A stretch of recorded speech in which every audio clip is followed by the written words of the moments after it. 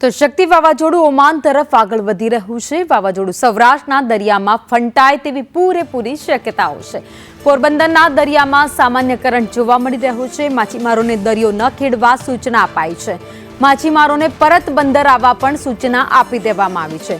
તો પોરબંદરના બંદર ઉપર હાલમાં 3 નંબરનું સિગ્નલ લગાવવામાં આવ્યું છે।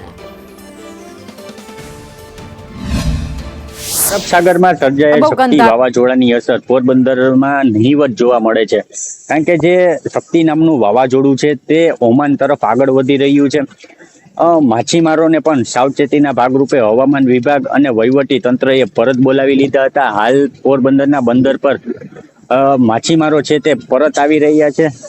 પોરબંદર પોર્ટ પર 3 નંબરનું સિગ્નલ પણ યથાવત રાખવામાં આવ્યું છે, કારણ કે હજુ આગામી 2 દિવસમાં વાતાવરણમાં પલટો આવી શકે તેવી શક્યતાઓ પણ છે।